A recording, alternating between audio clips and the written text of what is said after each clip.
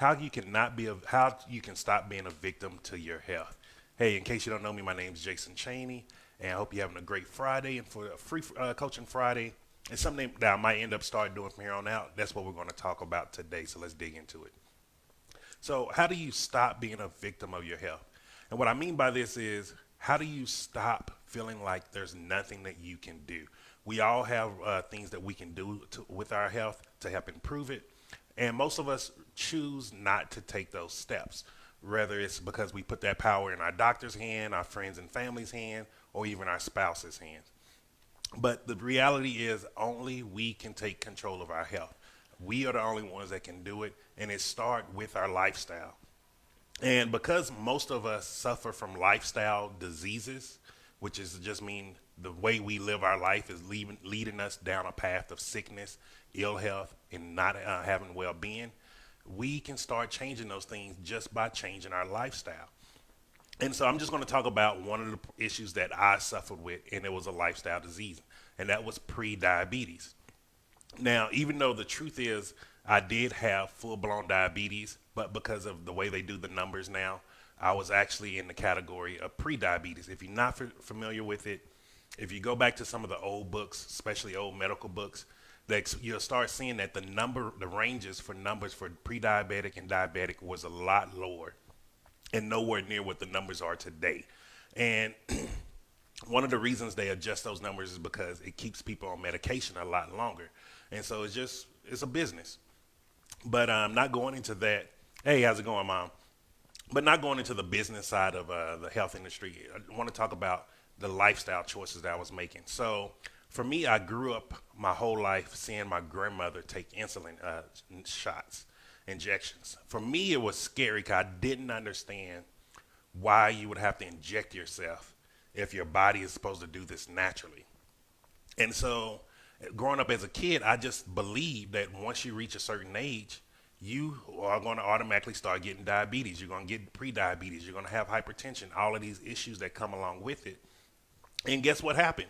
As I was slowly aging, when I was in the military, I remember the day I almost passed out because my blood pressure was so high.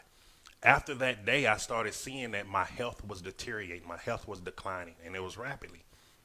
And it was till where I woke up when I was about 28 years old, and I was like, damn, I'm still young. Like, I'm not even, 50 years old yet, and I'm already having all these health issues. What could be the problem?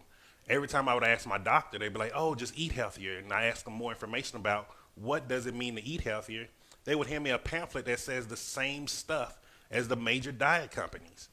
All these things are not benefiting us because we're giving the control of our health to someone else, and we're staying in victimhood.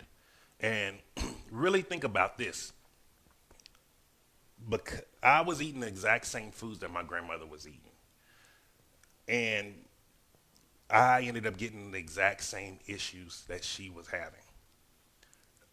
What are you eating that other people in your family are eating that have the same issues that you're going through? We like to call these things genetic diseases and stuff like that. But the truth is, they're actual lifestyle diseases. We're making the same issues each and every day, eating the same foods that are not benefiting us. And the truth is, 95% of Americans are at a nutrient deficiency, and it's not protein. Protein is not a macronutrient that anybody is deficient in unless you're in a third world country where you're literally starving to death. Protein is in all fruits and vegetables. So just eating fruits and vegetables, you are getting more than enough protein each and every day. But because I started changing the way that I eat food, the foods that I ate, and it started looking very different from how my grandmother was, I noticed that I stopped having those issues. I'm not pre-diabetic anymore. I don't have to take blood pressure pills anymore. I was able to get off a CPAP machine. All of these things was because I changed the way my lifestyle was to support a lifestyle that doesn't need those issues. And really think about where your lifestyle is going, especially going into the weekend. Most of us, and I was guilty of this in the past too, oh, it's the weekend, I'm off work, I'm finna go eat like shit. And then I just felt like shit each and every week after that. And then it just became to where I was so much feeling like shit that I couldn't tie my shoes.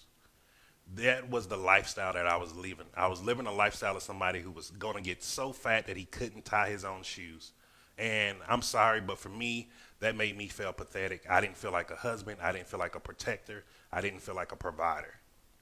And I don't want any other man to ever have to go through that again, because you can take control of your health, and it doesn't matter what your doctor or anyone else is telling you, even your family telling you. You are in control of your health, because they are not going to eat what you need for you, and they sure as hell not going to take your medicine for you also. And so really think about this. Start actually, especially if you're at another family gathering or something, start looking at how everybody is eating and start really thinking about it, and use this principle. It's the common sense principle.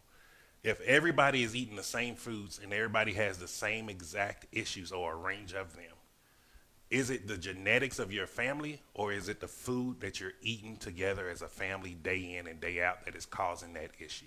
So really think about that, and start really thinking about how you can start changing the way you eat. It doesn't mean you have to give up the foods you love. You can still enjoy those foods you love, but you have to know how to swap them out correctly.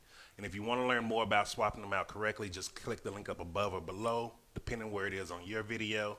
And you can just jump into the 7-day jump start. We're kicking it off this Monday, and that's where I'm going to take you hand by hand and show you exactly 7 days. It's going to take you through. Each day is dedicated to one of the steps in the process that helped me not only get from pre-diabetic, not only lose over 200 plus pounds, but just to be able to be a better husband, to be happy, to feel like life is living. I'm enjoying living life again. Like these things right here.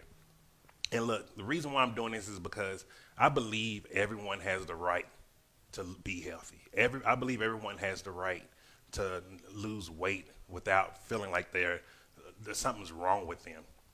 And so I just believe if more men were really able to lose the weight that they wanted to lose, be more confident, they would be better husbands. We would have better marriages, better fathers, better kids being out in the place. Because when I was feeling like shit, everything around me, I was trying to make it feel like shit too.